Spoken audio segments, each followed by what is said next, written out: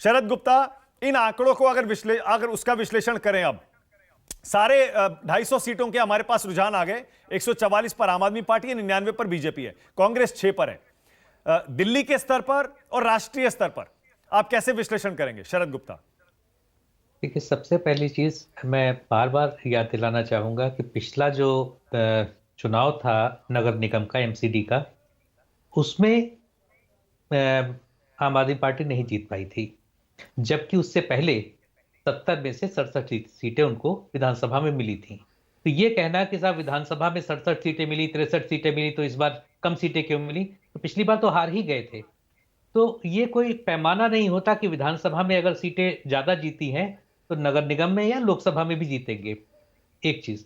दूसरी चीज कि अगर इन चुनाव को भी देखें तो बीजेपी अच्छा प्रदर्शन किया है। बीजेपी ने जिस तरीके से जो हमारे एग्जिट पोल्स आए थे उससे कहीं ज्यादा बीजेपी का प्रदर्शन फिलहाल दिख रहा है, लेकिन इसके बावजूद आम आदमी पार्टी लगभग, अभी थोड़े आंकड़े बढ़ गए हैं बीजेपी के, वरना लगभग आम आदमी पार्टी बीजेपी से 1.5 गुना आगे थी, तो उसकी सीटें 1.5 गुना दिख रही थी।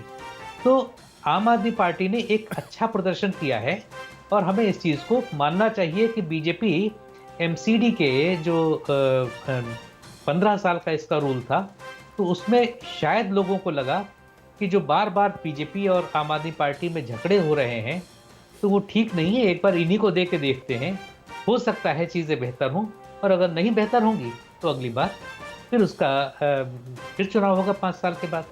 और जहां तक देश के चुनाव का सवाल है, तो मुझे लगता नहीं कि इसका देश के क्या जो दिल्ली का लोकसभा चुनाव होगा 1.5 साल के बाद, उस पे भी म्युनिसिपल चुनाव का, एमसीडी चुनाव का और या विधानसभा के चुनाव के नतीजों का कोई भी असर लोकसभा के चुनाव पे पड़ेगा, क्योंकि उससे मुद्दे अलग होते हैं, उसमें चेहरे अलग होते हैं।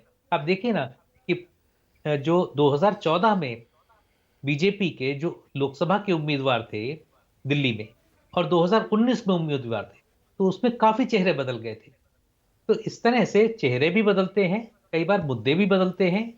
तो नहीं कह सकते कि 1.5 साल के बाद जो लोकसभा के चुनाव होगा उसमें दिल्ली में क्या असर होगा इसका, और देश के चुनाव पर एमसीडी के चुनाव का कोई असर, नतीजों का कोई असर मुझे नहीं लगता कि कोई होगा। बस ये है कि आम आदमी पार्टी थोड़ा जोश में भर जाएगी कि देखिए, हमने पंजाब में सरकार बनाई, दिल्ली में सरकार बनाई, गुजरात में कुछ हमारा ठीक ठाक प्रदर्शन है, और अब हम एमसीडी में भी जीत दर्ज कर रहे हैं।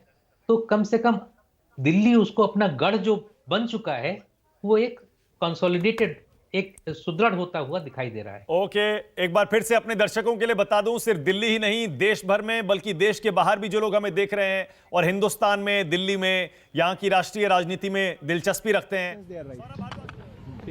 Thank you. आइए हमारे साथ सौरभ भारद्वाज है, हमारे साथ। सारे मीडिया वाले देखिए सब कह रहे हैं हमारे साथ सौरभ भारद्वाज हैं। हर कोई जानना चाहता है कि आज सौरभ भारद्वाज या आम आदमी पार्टी के नेता क्या कह रहे हैं। नमस्कार, मैं हूं मानक गुप्ता।